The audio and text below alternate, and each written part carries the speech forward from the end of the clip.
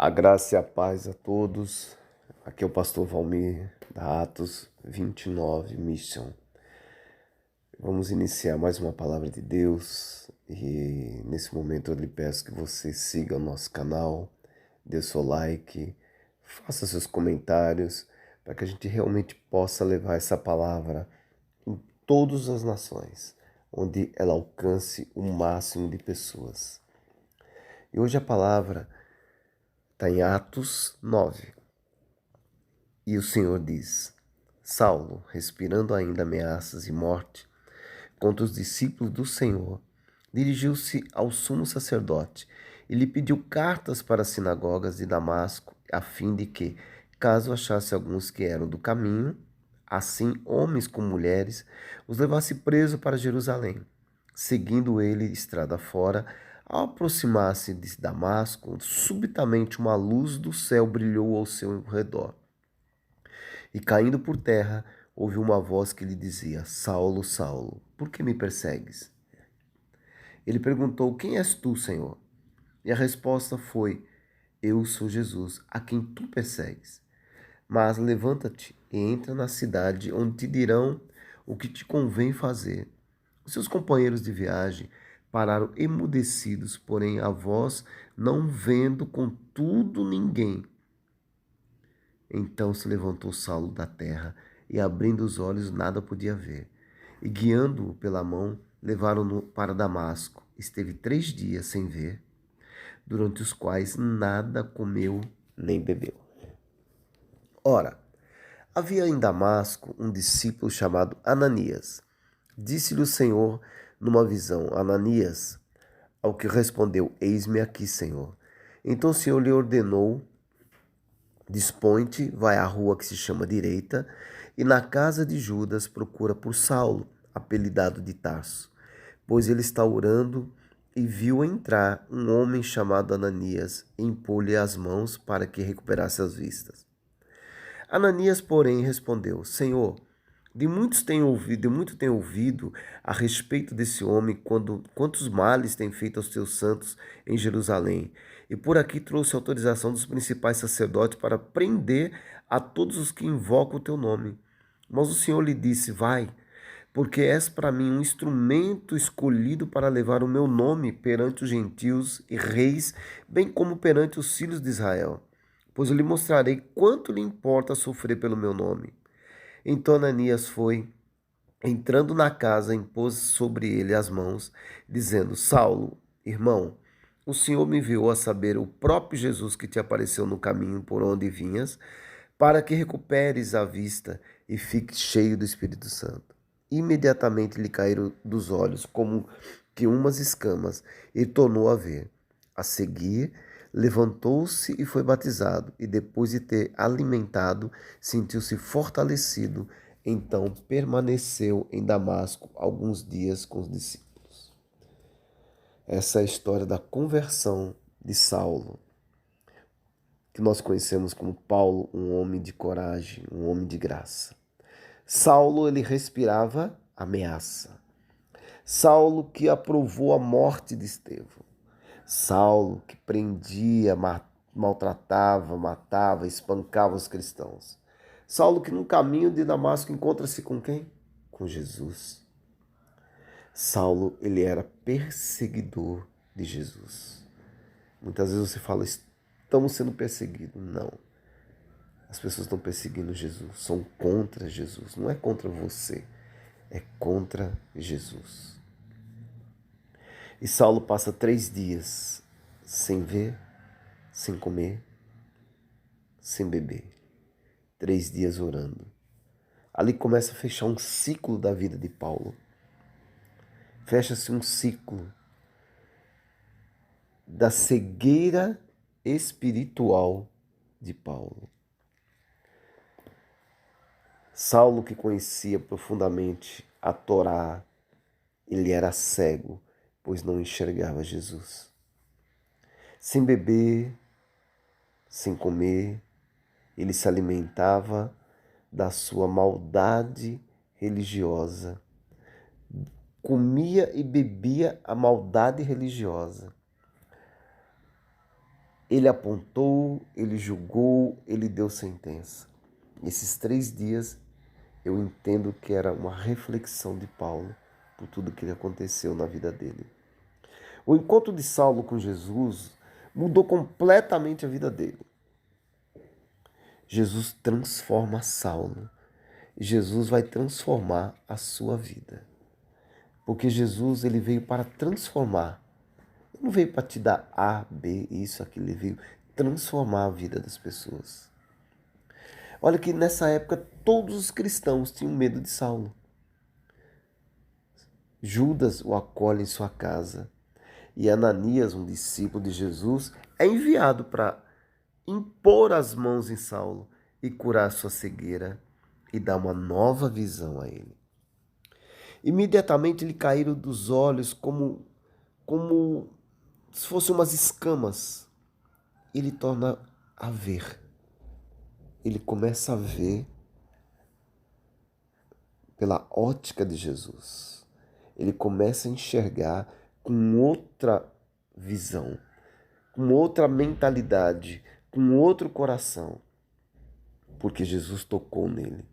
É o que Jesus vai fazer agora com você, tocar em você, para que você comece a ver que essa cegueira sua acabe agora. Que você comece a enxergar o mundo de uma forma diferente, as pessoas de uma forma diferente. E da mesma forma como Saulo foi batizado, eu quero que você seja batizado. Da mesma forma que Saulo ficou cheio do Espírito Santo, que você também fique cheio do Espírito Santo. E Saulo começa a pregar em Damasco. Após alguns dias, o povo ainda tinha dúvidas sobre a transformação de Saulo. E alguns judeus queriam até tirar-lhe a vida. E colocaram Saulo em um cesto e desceram pelas muralhas. Ali começa o ministério de Saulo. O ministério de Saulo começa ele descendo de um cesto, fugindo de pessoas que perseguiam Jesus, mas queriam matar Saulo. Há um homem chamado Barnabé, esse homem entende a transformação de Saulo e fica próximo dele. Muitas vezes nós precisamos, meus amados, de um Barnabé. Entenda o processo na vida das pessoas. Barnabé entendeu o processo na vida de Saulo. Você procura entender também que uma pessoa, às vezes, ela é transformada, ela vive numa vida terrível, mas quando ela tem um encontro com Jesus, a história começa a mudar. Jesus pode escrever uma nova história na sua vida, na vida daquele Saulo que você tem em casa, como um vizinho, Saulo vizinho, enfim, alguém que você não acredita que pode mudar. Um Saulo que você conhece.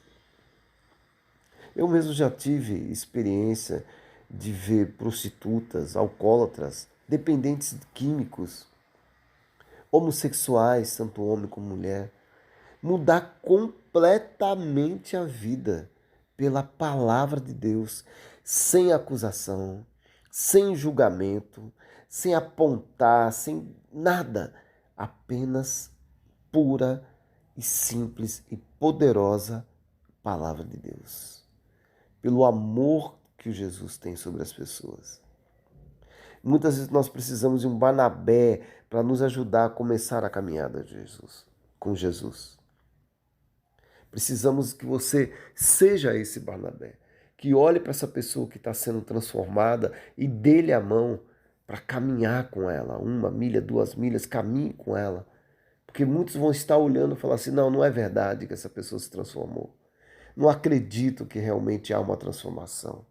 Eu não acredito que essa pessoa está tendo essa coragem. E a graça está sendo derramada sobre ela.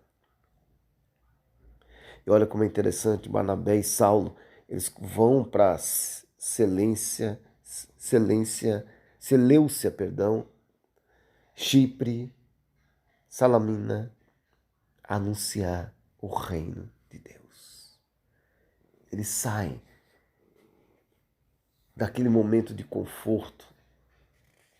Ele sai daquilo, eu poderia ser transformado e ficar quietinho aqui na minha igreja, poderia ser transformado e ficar aqui junto com os apóstolos, aqui só em oração. Não, Saulo, ele é designado a levar a palavra de Deus. Por isso que Deus, ele fala aqui, ó, pois eu lhe mostrarei como lhe importa sofrer pelo meu nome. Vai, porque esse para mim é um instrumento escolhido para levar o meu nome perante os gentios e reis, bem como perante os filhos de Israel. Ele obedece. Ele vai às missões. Ele começa a ir para as missões. Ele não tem medo. Ele tem coragem, ele tem determinação. Ele vai. Sabe, nós iniciamos essa mensagem mostrando quem era Saulo. Um homem que muitos temiam. Contudo, com o encontro com Jesus, tudo muda. Tudo mudou. Esse encontro é necessário na vida de toda a humanidade. Por isso que Saulo, hoje nós conhecemos ele como Paulo. Viaja levando palavras às nações.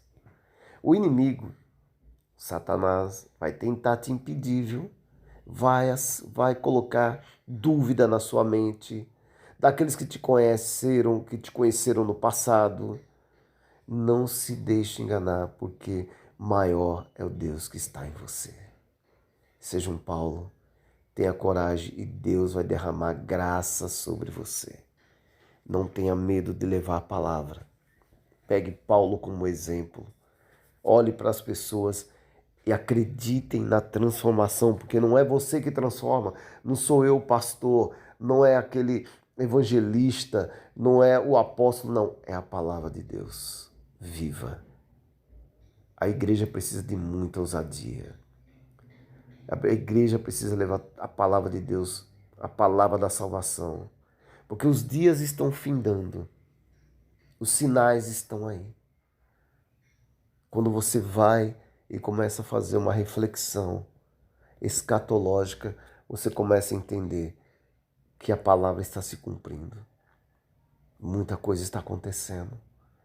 Seja você um Paulo, escreva, fale, leve a palavra dentro da sua casa, nos bairros, nas nações, mas leve a palavra.